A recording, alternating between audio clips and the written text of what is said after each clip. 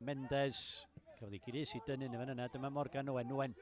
Allan at yr ochr bella, Jack Clark, wan ta Clark ar croesiad i'r cwrt, a'r peniad i gefn y rwyd!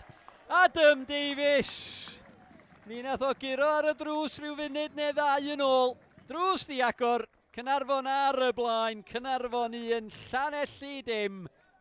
Goset, chwipio'r gic gornel at y postyn gosa, mae Mendes yna, mi oedd Davies yna, a mae i gefn y rwyd, ond mae'r dyfarnwr yn dynodi nad oedd na lawio yna.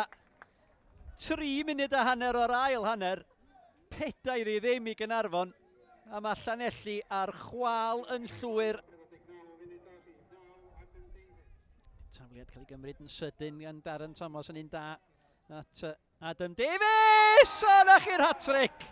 Dyna chi gol i selio'r hat-trick i Adam Davies. Chwip o ergyd ar draws y golwr. Hat-trick i Adam Davies. Caernarfon 6, Llanelli 1.